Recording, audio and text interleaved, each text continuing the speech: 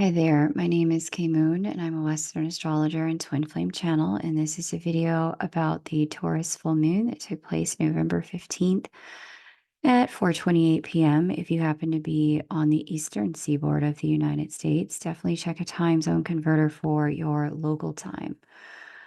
This full moon, really good stuff. I love how clarifying it's going to be for all of us. Few quick announcements. Tonight at 6 p.m. Eastern, the day of this premiere, I will be doing live mini readings over on my live mini reading channel. If you'd like to book a live mini reading or get one, just subscribe and hit the notification bell. The link to that channel is in the description box below this video. And I'll be doing that since the November calendar is pretty much almost sold out. I think there's one half-hour reading available next week. I wanted to say a special thank you and shout out to my moderators and my time stampers. I really appreciate that you guys make time out of your schedule to just be a part of whatever I'm doing, whenever I'm doing it. It means the world to me that you find this content interesting enough to be in service in that way. I just want to make sure you know that I think of you, pray for you, decree blessings on your head and on your life often. Thank you. So much gratitude for all of you. I have a few holiday sales coming up, which will amount to 30% off for 24 hours only for each sale. These sales will be on Fridays coming up, and sales will be from 12 a.m. Eastern to 11:59 p.m. Eastern on those Fridays. Codes will be sent to the private list earlier in the week so that they can book the minute the sale is open, and they will be posted on YouTube the day of only. So if you want to make sure to grab a 30% off reading, the way to do that, be on the private list. Link to join is below the video, and it's free. Friday the 22nd, 30% off the parent-child readings. Friday the 29th, 30% off the 1-hour personal readings. Friday, December 6th, 30% off the couples readings. Friday, December 13th, 30% off the 1-hour twin flame readings. And Friday, December 20th, 30% off parent and 2-child readings. So mark your calendar, get on the private list. If you know you need to book a reading and you want to save, then this is the best way to do it. This is for new bookings only, not existing bookings. Second to lastly, I'll be doing first look at the end. So if you are new here, that is when I take a look at the upcoming lunation, give you a heads up what to expect as that energy rises 1 week from now. And I'll be in the comment section for roughly an hour after the premieres and live in the premiere chat. If you've got questions, hit me up. Let's talk about the full moon in Taurus. Taurus. Here we go. We have this full moon conjunct Uranus here, and there's Uranus conjunct the full moon.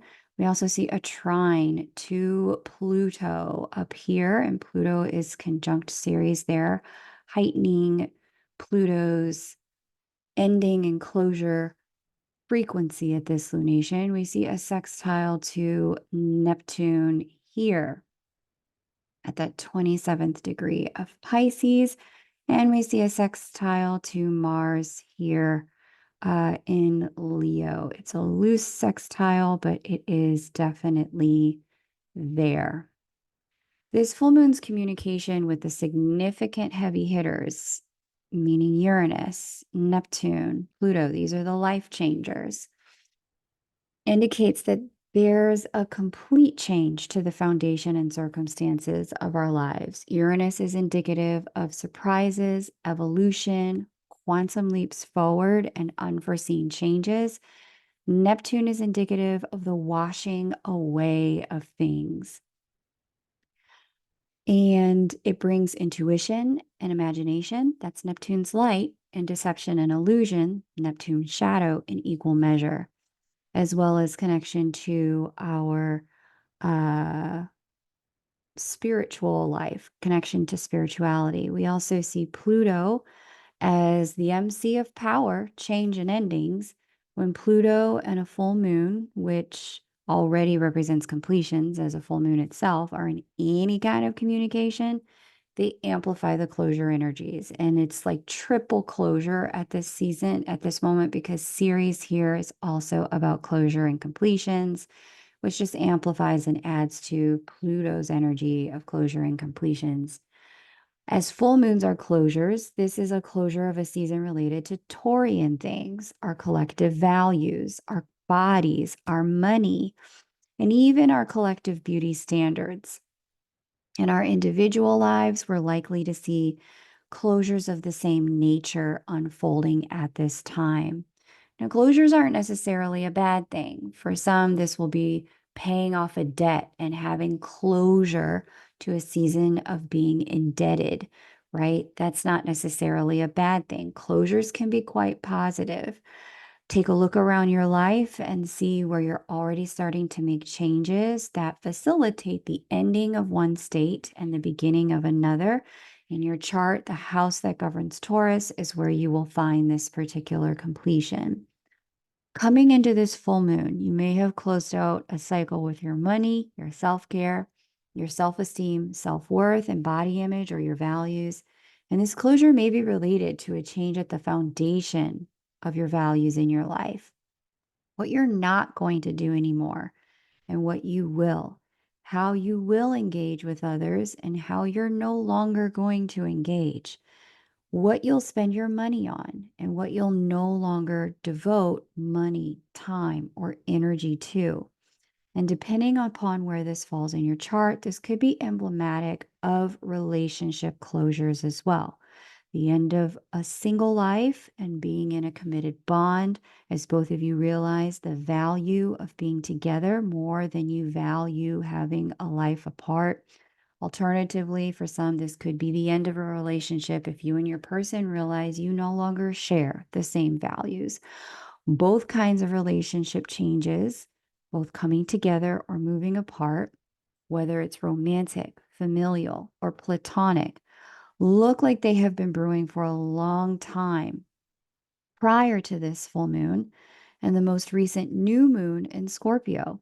Together, both of these lunations have focused heavily on revamping the foundation of our lives.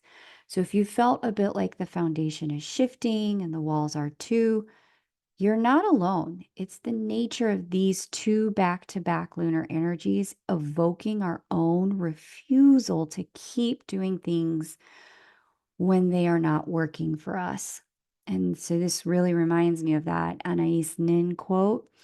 And the day came when the risk to remain tight in a bed was more painful than the risk it took to blossom. I really love this, especially for our fixed signs. The gift of fixed signs is to respond to life by creating stability, continuity, consistency, follow through.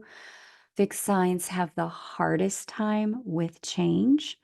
So if you've got Scorpio, Aquarius, Leo, or Taurus, sun, moon, rising, and specifically the stelliums in particular, more than the sun, moon, rising. If you have a stack of planets in one of these signs, this full moon and the last new moon have really worked overtime to assist you with moving forward with transformation, growth, and change, and move your life to the next location for consistency, stability, follow through. Our fixed energies are the energies that do us the service of holding down the fort. So, wherever there's fixed energy in your chart, this particular lunation is really assisting you with moving towards some level of transformation, growth, and change to help you get to the next level of your life. This is a full moon where we're going to be able to look back on our lives and say, oh, yeah, decisions got made at that time. Whereas many lunations this year have been about preparing us to make decisions, pointing out where we need to grow, revealing what we've outgrown, mirroring what's not working, helping us understand why, and illuminating where we need to go from here. the new moon in Scorpio a couple of weeks ago, and now this full moon in the opposite sign, Taurus, are about making the decisions that cement those revelations into reality and finalize those truths into third dimensional action, which makes signs, which makes the fixed, because the fixed signs are about establishment. This is really assisting us with the facilitation of establishing something different in our lives. One of my favorite astrologers, Rick Levine, is famous for explaining the fixed energies in this way. In the northern hemisphere, Scorpio is the most fall gets before it transitions into winter. The season is official and it is established in Scorpio. Likewise, Taurus is the most spring that spring gets before it transitions into summer in the following sign. This is an energy of establishment where a new reality takes hold in our third dimension. And speaking of Northern Hemisphere spring, this energy of establishment and solidification is going to remain with us through the first half of next year as the planets speaking to this new moon all take residence in new signs. And it starts this month. So you need to pause this video, write these dates down. Pluto will move into Aquarius and stay there until March of 2043. Where Pluto goes, power flows and follows. Aquarius is all about revolution. It's about the people. It's about inclusion. It's also an energy about technology. Uranus will move into Gemini, July of 2025 to May of 2033, with a couple of retrograde dips into the sign before and after at the beginning and end. Where Uranus goes, revolution, tech advancements, divine insight, flow and follow. And Gemini, this will impact our communication mechanisms, also impact our mindsets. Neptune will move into Aries from March of 2025 to March of 2039. Again, dips into the sign before and after at the beginning and end of this period for retrogrades. But where Neptune goes, imagination and intuition, flow and follow. Aries specifically deals with our individuality and our independence and our identity. It also deals with our ambition and our actions. And this doesn't include that in May of 2025, Saturn, also a heavy hitter, but not aspecting this full moon, will move into a new sign, Aries, where Saturn goes, discipline, correction, and maturity follow. And this will help all of us start to really solidify identities of truth for ourselves. It also doesn't include that in June of 2025, Jupiter, another transformative planet, not aspecting this full moon, except for a loose semi-sextile, will enter Cancer, where Jupiter goes, opportunity and expansion flow and follow. In Cancer, we're talking about families, teams. We're talking about emotional truth and sovereignty. Y'all, now through July is going to be like our lives got strapped with a jetpack. Many of us are already in the flow of this energy. So good. This is good. If you know your life is changing, good. It's supposed to be right now. And if you've heard something that reflects your experiences, this is your gentle reminder to hit the like button and subscribe if you're new. Welcome. These changes that we're already feeling the impact of, since these planets are at the end of degrees of current signs and have been in those signs for many years now, these will change the entirety of life as we know it as these planets settle into their new signs over the course of the next several years. Many of you are already recognizing and intentionally acting in concordance with these changes. While challenging to let go of a known map of the world, the truth is, the longer we hold on, the more likely we are to get our fingers ripped off in the process. To put it another way, those who can recognize the changes and ride them like a wave on a surfboard are gonna have an easier go of things. But not getting wet, not being in the ocean, having your life untouched by the water, not an option in this energy. We're all in it and we're in it together. And that's actually going to help. Now, in a moment, I'm going to get into the signs that are going to feel this energy the most. But if you're struggling in this energy, now's a great time to book a reading before the year ends and these planets bring even more change to the table. Until we close the last eclipse window, relationship readings will remain available. So if you need to look at a special relationship, we can. Alternatively, your chart will illuminate your best choices going forward and either validate your intuition, give you a new perspective if you've been going in circles, or support you in understanding why the choices are the choices at this time and empower you to make choices that get you on the highest timeline. The booking link is below this video. Next week, as I mentioned, there's only one 30-minute session left on Friday. December is going to move fast as well. And then sessions will start to become available in January. I've already opened up the first Friday in January for bookings. If you know you need a reading on this side of the year, as much as I'd love to say, sure, wait for the sale day, I cannot guarantee that there will be availability. So if you need to talk, I recommend you book now. Now, we're all feeling this energy for sure, but the signs who are going to feel this energy more than others include Sun, Moon, Rising, and stelliums, in particular, Taurus, Scorpio, Leo, Aquarius, as well as Virgo and Capricorn.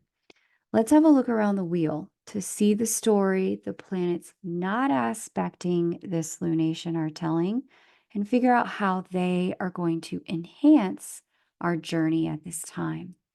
We do see Mercury preparing to go retrograde in shadow there at Sagittarius, at Sagittarius at the 16th degree. Mercury is consciousness, mindset, and communication. In Sagittarius, it does call on Mercury to narrow down its focus and get more singularized and focus on truth and specifics and the final endpoint of where we hope to go. But opposite Jupiter and Gemini here, Mercury's home sign, this is where we can find that our eyes get a little bigger than our plate, and it's easy to bite off more than we can chew. However, we have a nice balancing influence from a square from Saturn, which I have spoken about in some of the previous lunations as this square has been ongoing for some time. It actually will be with us, the Saturn square Jupiter component at least, through the end of the first quarter, but the Mercury T square will be with us through January, the beginning of January. And this is a very clarifying energy. It supports a lot of refinement. It's great for study or tackling tasks that require planning and strategy.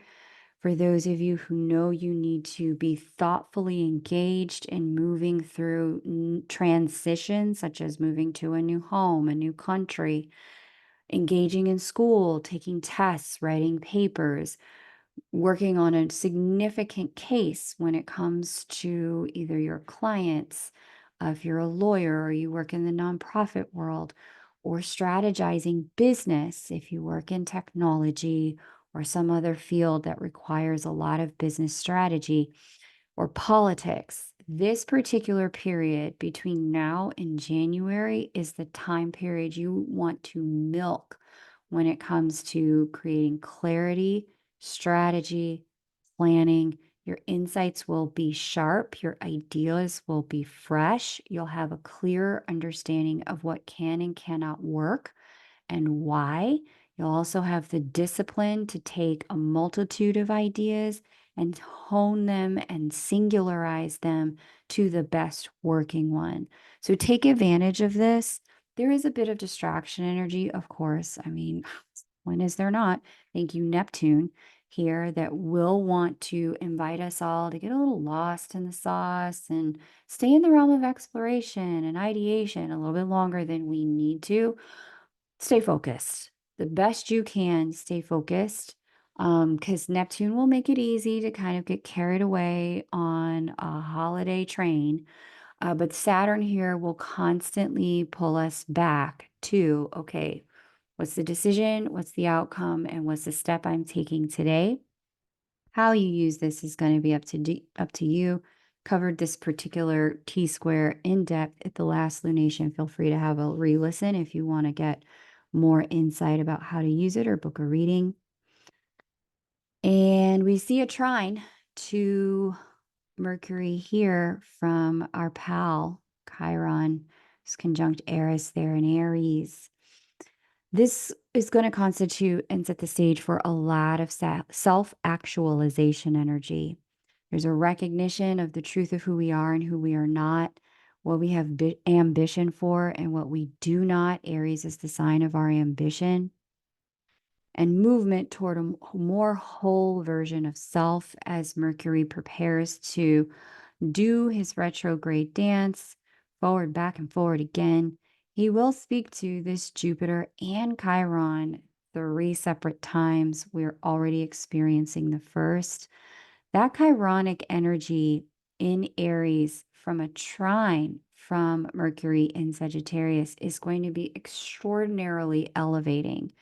This is where we're going to be able to see where we have behaved in agreement with limiting stories about our selfhood and our identity and who we are, and how that has caused misalignment between us and our truth, or us and our desired endpoint, desired goal. This is also a period for many where you may really recognize, if I'm going to move out of this, I have to get some sort of training, education. Sagittarius is a sign of education. I have to get either some sort of coaching or certificate to help me. I have to find some sort of guide or mentor. Chiron acts as that healer, mentor, guide. And so where you have felt like, yeah, it's time, like I didn't get into this alone. It was trauma from my family, trauma from my childhood. I'm not going to get out of this alone. Where that realization has become super apparent for you, this Mercury retrograde and this square from Saturn, Jupiter, Neptune, this T square energy is going to help you make the decision you need to find your way to either a therapist or a coach or a program or a guide or a mentor that can help you move the needle and get out of ruts in your life. Okay, especially because whenever we see a T square, we know that the energy not included, this is mutable energy Virgo, is the space we need to occupy as luminary bodies incarnate, that relieves and ameliorates the tension of the T square. And so where there's this stuckness of the Virgoan energy, when we occupy it, its gift to us is make a decision. You can always make a new decision, but no decisions is what's keeping your wheels spinning without going anywhere. Make a decision. If you don't like it, change your mind. Mercury retrograde is perfect for exploring options, changing your mind, shifting direction. If decision A doesn't work, you can go with decision B, C, D, E through Z. Up to you. But making a decision is what's going to allow your life to start to form in the third dimension in alignment with the solidification energy of this new moon. We also see Mercury in sextile with Lilith and Make here. This is going to enhance Chiron's influence. Make and Lilith together in Libra are bringing forth this energy of knowing who we are, knowing what we want, and what we aren't having outside of that, period. It's a very decisive energy. So, really exciting time for making the decisions that move your life in one direction or another. Take advantage of this, especially if you have felt stuck. We also see at this lunation Venus up here in Capricorn, she is conjunct Pholus. Venus as governor of this new moon because Venus governs Taurus. Full moon. Uh, Taurus is where the full moon is. Venus as governor of this full moon tells an interesting story here. She is conjunct Pholus, who represents collateral damage, poison, in the sign of structure and traditions.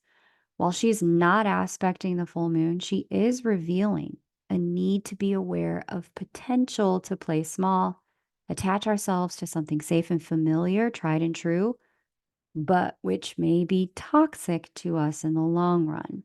We do see she's got a loose sextile to Saturn and Nessus here. This would be indicative of enhancement to the aforementioned aspect. Saturn wanting commitment and stability, Nessus operating in obsessive compulsive ways, gripping tight ways. This can be used to stabilize something very unhealthy, so be sure to check motivations. In love, thank you, Venus, or money, thank you, Venus, at this time, so that you're not playing small. You have unlimited potential as a divine creator incarnate. On the other hand, Saturn really likes to remove that which doesn't serve.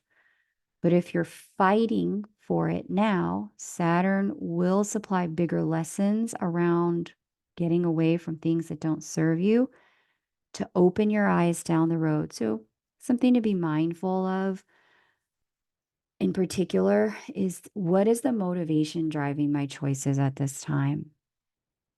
Also, we see a sextile to Juno, the higher octave of Venus. She is conjunct the creation goddess, enhancing our creativity here.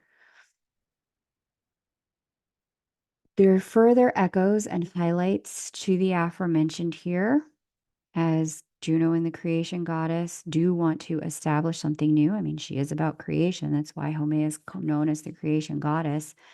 In Scorpio, whatever this newness is going to be something new and deep, potentially in love or connection. There could also be the establishment of something in secret or shadow, or the end of something, because Scorpio represents all of these things. Again, being intentional will go a long way here.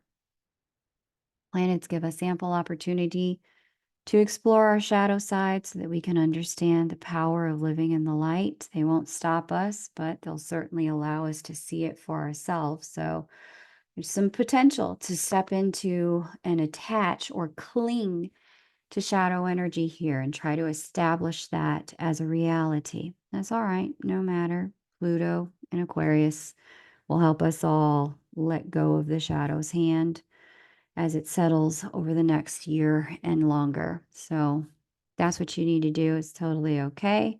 Simultaneously, if you're like, I've been down that road, I've taken that trip, got the t-shirt, I'm over it, you know what to do. Next, we have Mars in a very potent position here in Leo, prepping for retrograde. Power struggle energy with Pluto in opposition is already showing itself in our lives. These themes of power struggle, which I went very in depth about at the last lunation, as Mars locked into this opposition with Pluto for the first of 3 squares. It was in the Scorpio new moon update. Please have a listen to that. I won't go deep in that today. But these themes do continue throughout the Mars retrograde. Mars is going to station retrograde on December 6th. Whatever has been showing itself since October 4th, when the shadow period started, and December 6th, will be something that gets worked through over the course of the retrograde. It will require us to take action of some form, or to change the action we're taking in order to get results in one area of life or another. Definitely check your sun, moon, or rising and the Mars retrograde update for more details on that, or feel free to book a personal reading. That opposition to Pluto, like I said, it's going to constitute a power struggle. It's going to be important to pay attention to where we are trying to force outcomes with others, instead of using this energy to transform ourselves and work with the energy that's presenting. With Mars speaking to Pluto 3 times over the course of the retrograde, demand energy is not going to work well for other people. it will very likely have the opposite of the intended effect. So it's important to know people may feel very pressured at this time, or let me put it another way. We are all collectively already feeling quite pressured at this time to make change. So, where you can give not only yourself, but other people around you a little grace, some time, assume good intent. It's going to go a long way in ensuring that your connections do not encounter any unintended misunderstandings, tiffs, and power struggles. Okay. There's also a square to Juno conjunct Haumea in Scorpio. And here is that combination here. We see another T square forming there. This is going to open a chance for transformation through confronting power and taking action in our connections specifically. The option for release is going to be through making Taurian choices. As I mentioned, there's no occupation of planetary energy here. So with our luminary bodies, we step into Taurian energy. It helps release the tension of the T square, and that's about self-care, self-value, and self-honor. It's very different than ego-driven self-respect. And I have a couple of examples to help clarify this. If you're like, what is she talking about? It just seems also in theory. Last week, I went to the gym, and my gym has an elevator in order to get in and out of it. And the elevator has two sides because the entrance is on one side, and then the access entrance to the building is on one side, access to the gym itself on the other side. So as I was leaving, walked in to the elevator, hit the button, had my headphones on, was checking YouTube comments, in my own world. It was a good workout. And as I got in, as the elevator started to move, and I was facing the doorway going outside, out of the building, there was a woman who just jumped in. She caught the elevator and jumped in just in time. But then she proceeded to confront me about why I did not hold the door for her. Now, and she was very upset that I did not hold the elevator for her. And in that moment, I realized, oh, this is Mars Pluto. She really feels like this is demand energy. This is the push energy. When in the truth of that moment for me was, you're not important enough for me to be angry at you to shut the door in your face, but you're also not a priority enough in my world for me to have intentionally held the door. I didn't see you there. I was minding my own business. And so this kind of energy is in the collective at this time, where it's going to be very easy to take offense. It's going to be very easy to not give grace. It's going to be very easy to live in expectation of other people and then be upset when they don't live up to your expectations. Really, really, really great time to just take a step back. Remember, other people have their own stuff going on, and really stay in the place of grace. And which I did. I just gave her the grace. I was like, "Oh, no problem. Come on in." Like, wasn't trying to offend you. Like, no big deal. So this kind of thing, because it would have been easy in that circumstance to push back against her push energy. And this kind of thing can escalate, as we all know, quite quickly and lead to a ruined day.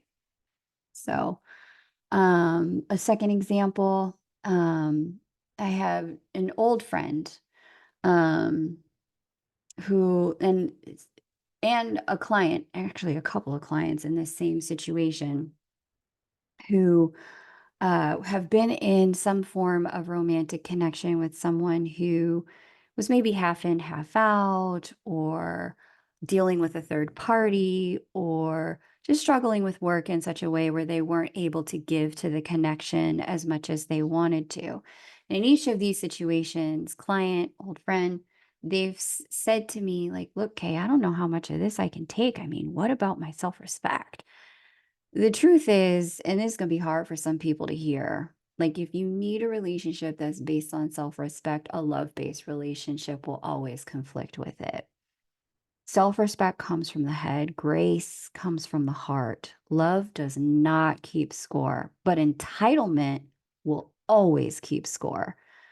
To make it through this particular passageway of Mars opposite Pluto in this retrograde opposition, the more we can let go of constructs of deserve and deserving, owing and being owed, and just let ourselves love the people we love, want what we want, and release the need to fight with ourselves about it or fight with other people about it, the smoother this ride is going to be. Again, grace, grace, grace, grace, grace. People are all growing, including the people you're connected to. They're also under this pressure.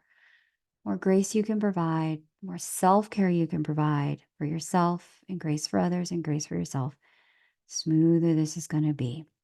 If this is confusing or touching a sore spot for you that you may have struggled with in your life, then definitely book a reading and we can look at the connection, the transits, and the choices available for highest timelines together. The link to do all of that is below this video. I want to thank you all so much for watching, subscribing, and sharing.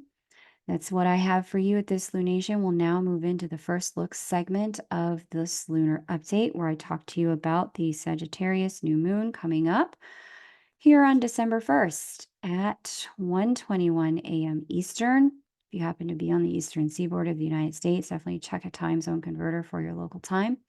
This is my first impression of it so that you have an understanding of how this energy, Sagittarius new moon, picks up from where the Taurus full moon leaves off roughly a week from now. Here is the Sagittarius new moon, 9th degree of Sag. And we see, I don't know what's going on here. First impressions. What do you see, K Moon? We see sextile to Makemake. We see and Vesta and Lilith in a tight configuration there. Very interesting. Semi-sextile from Juno. And we see a square from the Saturn Nessus energy here. Loose, very loose trine here to Chiron in Aries. Trine as well to Mars there in Leo. Mars, Saturn, Chiron being the dominant influences. Very interesting. So in our sign here of truth and our ideals and our faith and our potential higher education and long distance travel, we have this new moon that is going to receive what looks like harmonious aspect from Mars. So this is going to be about taking some action, specifically around that which makes us sovereign. We also see here a loose harmonious aspect from Chiron in Aries about our ambition and really stepping into the true nature of who we really are. Beautiful energy here. I really feel like this particular new moon is going to help us get into a place of momentum. So where this full moon that we have in Taurus, where you're listening to me now, talks about the beginning of the establishment of something new through the process of decision making. It does feel like over the course of the next 2 weeks, decisions get made, as I mentioned, but then we start to see momentum and build and movement, since Mars is all about movement.